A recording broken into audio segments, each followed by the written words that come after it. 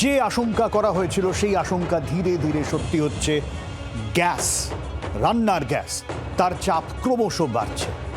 হাঁড়ির খবর তো দেব, বাড়ির খবর দেব, কিন্তু রেল যাত্রা, সেখানেও কিন্তু গ্যাসের আকাল প্রভাব পড়ছে। এবং এই নিয়ে ইতিমধ্যে আইআরসিটিসি নির্দেশিকা জারি করেছে। ফুড প্লাজা রয়েছে, জনআহার রয়েছে, গ্যাসের বিকল্প পদ্ধতি প্রয়োগের কথা বলা হচ্ছে।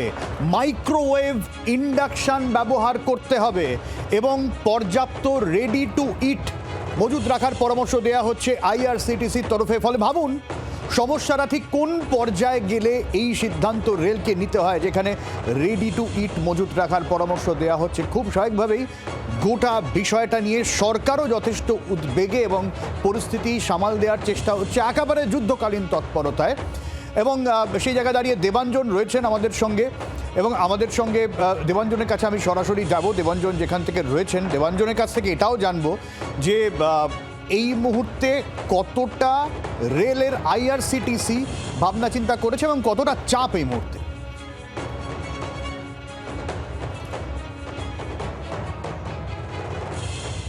দেখো সব্যসাচী, এই মুহূর্তে আইআরসিটিসি যে চাপ তুমি যেটা বলছিলে একদমই তাই। তার কারণ রেল যাত্রায় সেখানে কিন্তু যাত্রীদের যে খাবার সরবরাহ এবং তাদের যে ভেন্ডার যারা রয়েছে আইআরসিটিসির, তাদের ক্ষেত্রে কি করে সে রান্নাবান্না হবে এবং সেই রান্নাবান্নার পর যেহেতু জ্বালানি খরচ বাড়ছে, সেক্ষেত্রে কিন্তু কিভাবে সেটা ট্রেনে তুলে দেওয়া হবে তা নিয়ে কিন্তু একটা তো সমস্যা থেকেই যাচ্ছে। এই মুহূর্তে সব্যসাচী, আমি আরও বড় একটা চিত্র দেখানোর জন্য আমি এই মুহূর্তে হাজির হয়েছি মুরারিপুকুর আবাসনে। আমরা দেখব যে হেসেলে কিভাবে এটা এফেক্ট করেছে। একদমই একদমই। আমরা এই মুহূর্তে এসেছি দত্ত বাড়িতে মুরারিপুকুরে, যেখানে আমরা সোজা আমার ক্যামেরা পার্সনকে বলবো যে গৃহকর্ত্রী আমাদের সঙ্গে রয়েছেন এবং তিনি তার হেসেল এই মুহূর্তে আমি আমার ক্যামেরা পার্সন দাদাকে বলবো তিনি হেসেল পুরোপুরি বন্ধ রেখেছেন। দিদি, আপনার হেসেল বন্ধ কেন? হেসেল বন্ধ কেন? গ্যাস ক্রাইসিস, গ্যাস পাচ্ছি না। যেখানে ফোন করছি সেখানে সময় টকটক আওয়াজ হয়ে যাচ্ছে, কোনো রকম রিচ করছে না। এখন আমার এই মুহূর্তে রান্না ইনকমপ্লিট, আমি কি করব বলে দিন। ত্রিপুরায় তো 1000 ছাড়িয়েছে, এখানে তো 939 ছাড়িয়েছে। তো আমরা কোন দেশে রয়েছি? আপনার গ্যাস কবে ফুরিয়েছে? আমার গ্যাস এই মুহূর্তে ফুরিয়েছে। আমি তার আগে থেকে সবার মুখে শুনতে নিজে প্রিপারেশন নিয়েছিলাম যে কি করে করা যায় যাতে আমাকেই একটা অকওয়ার্ড পজিশনে পড়তে না হয়, কিন্তু সেই পড়তেই হলো। আমার ঘরে তো সবে বোর্ড পরীক্ষা হয়েছে, ঘর এরম হ্যাপাজার্ড, কিচ্ছুতে হাত দেয়নি যে সব এক এক করে হাত দেবো। ছেলে বসে আছে, তাকে খাওয়াতেও পারবো না, কারণ গ্যাসে আমার রান্না বসে আছে, ইনকমপ্লিট রান্না। ডিস্ট্রিবিউটারকে জানিয়েছিলেন কিছু? ডিস্ট্রিবিউটারকে জানিয়েছি, সে বলছে আজকে গ্যাস নিলে এক দাম, আজকে দিতে পারবো না। তুই আজকে দিতে পারবি না, আজকে দিতে পারলে তুই কত দিতিস? বলছে আজকে দিতে পারলে 1500, কালকে দিলে 2000। এটা কি পসিবল আমাদের পক্ষে সাধারণ ঘরে? গ্যাসের দাম বেড়েছে, তাতেই আমরা একটু নির্দিষ্টভাবে জানতে চাইবো। 1500 আজকে দেবো, তার মানে তো এত কালোবাজারি। আমরা কোথায় যাব? আমি এখন রান্না কি করে করব? এটার আমাকে এক্ষুনি সলিউশন বলে দেওয়া। মানে যেটা আমরা জানতে চাইবো আপনার কাছে, মানে 1500, আজকে 939 দাম, সেখানে আপনার কাছে 1500 টাকা চাওয়া হচ্ছে। তাহলে তো এটা কালোবাজারি। অবশ্যই করে তাই। ডেলিভারি ম্যান আমাকে বলছে এরপরে আরও চড়বে, এখন নিলে নিয়ে নিতে পারেন, এরপর নিতে পারবে না। এটা কি কোনো মানে সভ্য মানুষের কথাবার্তা হলো? আমি রান্না ইনকমপ্লিট, আমার একটা ছোট বাচ্চা ঘরে, আমি রান্না করতে পারছি না। দেবাঞ্জন ভয়ঙ্কর অভিযোগ। দেবাঞ্জন, তার মানে বিষয়টা এই জায়গায় দাঁড়াচ্ছে যে আমার কাছে কিছু সিলিন্ডার মজুদ আছে, আমি সেটাকে বেশি দামে বিক্রি করব, আর এখন যদি না দেন সেটা আরো বেশি দামে বিক্রি করব। এই কি? আমার তো গ্যাস নেই, আমি তো গ্যাস পাচ্ছি না। 1500 দিয়ে কেনা সম্ভব না, 2000 দিয়ে কেনা সম্ভব না। একদমই তাই, এরকম পরিস্থিতি এই মুহূর্তে। দিদি, আপনার নামটা বলবেন? আমার নাম ঝুম্পা দত্ত। ঝুম্পা দেবী, কিন্তু যে অভিযোগ করছেন সে বড় সড়ো অভিযোগ যে 939 টাকা আজকে কলকাতায় গ্যাস, সেখানে আজকে ওনাকে বলা হয়েছে যে 1500 আজকে নিন, না কাল যদি নেন 2000, এরপরে আরও চড়বে।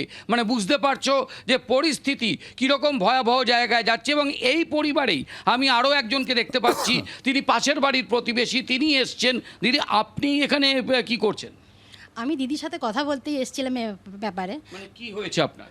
অ্যাকচুয়ালি আমার হাজব্যান্ড 5 তারিখ গ্যাস বুক করেছে অনলাইন। পেমেন্ট করার পর যখন ডেলিভারি দিতে এসেছে, ওরা 7 তারিখ সকাল এরকম হবে, কিন্তু ওরা এক্সট্রা 60 টাকাটা ওদের দিতে হবে।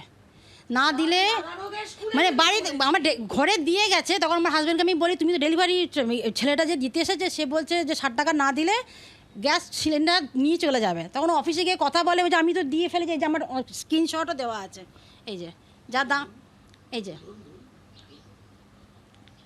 এই কত দাম, কত দাম? মানে আপনাকে বলা হয়েছে গ্যাস সিলিন্ডার খুলে নিয়ে হ্যাঁ এটা নিয়ে চলে যাবে আপনার কত দাম? 939, 800 879। হ্যাঁ 60 টাকা ওরা এক্সট্রা নেবে। কিন্তু আমার হাজব্যান্ড বলছে আমি তো যখন বুক করেছি তো আমি তো এইটাই পেমেন্ট করেছি, আমি তাহলে 60 টাকা এক্সট্রা দেবো কেন? তখন ওরা বলে যে না অফিস থেকে যে যদি না 60 টাকা এক্সট্রা না দেওয়া হয় তাহলে সিলিন্ডারটা নিয়ে যাওয়া হবে। তো বাধ্য হয়ে 60 টাকা দিতে হয়, কিছু করার নেই। মানে টাকা না দিলে গ্যাস তুলে নিয়ে যাব, এই হুমকি পাচ্ছে। হ্যাঁ ওই ডেলিভারি বয় বলে তাহলে আমি গ্যাস সিলিন্ডার নিয়ে চলে যাবো।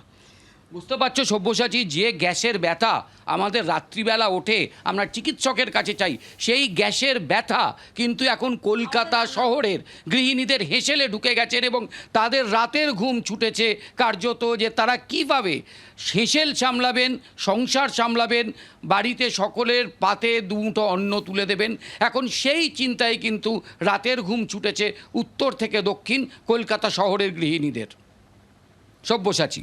একদমই দেবাঞ্জন, আমি আমাদের সঙ্গে রাজনৈতিক বিশ্লেষক সুমন ভট্টাচার্য রয়েছেন। আমি সুমনদার কাছে একটু পরে আসার কথা ভেবেছিলাম, কিন্তু আমি এই বিষয়টা নিয়ে সুমনদার কাছেও জানতে চাইব। সুমনদা, আমাদের দেশের কালচারটা কোন জায়গায় পৌঁছেছে ভাবুন, যেখানে গ্যাস নিয়ে এত ক্রাইসিস, সেখানে ডেলিভারি বয় বলছেন আপনাকে গ্যাস দেব 1500 টাকা, কেউ বলছেন এক্সট্রা 60 টাকা দিতে হবে। মানে মানে এই কালচারটা চলে আসছে, একটা ক্রাইসিস, সেই ক্রাইসিসটাকে নিয়ে কিছু লোক কালোবাজারিতে নেমে পড়ে এবং আমাদের সাধারণ মানুষের একেবারে নাকানি চোবানি দশা। দেখুন সব্যসাচী, আমাদের প্রধানমন্ত্রী নরেন্দ্র মোদী যখন ক্ষমতায় এসেছিলেন তখন বলেছিলেন না খাউঙ্গা না খানে দুঙ্গা। কিন্তু এই গ্যাসের ডিস্ট্রিবিউটাররা যে প্রধানমন্ত্রী নরেন্দ্র মোদীর তত্ত্বে বা তথ্যে কোনোটাতেই বিশ্বাস করেন না, সেটা দিনের আলোর মতো দেবাঞ্জন আপনাদের প্রতিনিধি দেখাচ্ছে। দেখুন, আপনি যেটা বলছেন যে গ্যাসের দাম, সেটা একটা খুব বড় সংকট, কারণ এটা সাধারণ মধ্যবিত্ত এমনকি নিম্ন মধ্যবিত্ত পরিবারগুলোর কাছেও গ্যাস একটা রান্না করার জন্য খুব খুব জরুরি বিষয়। আমি আপনাকে একটা কথা মনে করাই, অনেকদিন আগে আমাদের কৈশোরে এই গ্যাসের দাম বা গ্যাস নিয়ে কালোবাজারি নিয়ে সিরিয়াল করে বিখ্যাত হয়েছিলেন প্রিয়া টেন্ডুলকার। সেটা সিরিয়াল হতো রজনী বলে। তখন গ্যাস, টেলিফোন এগুলোতে যে কালোবাজারি সেগুলো সত্যি হতো, কিন্তু আশ্চর্যের বিষয় সেই সময় সরকারি দূরদর্শনে সেই বিষয়ে সিরিয়ালও হতো। বিজয় টেন্ডুলকার সেই সিরিয়াল করতেন।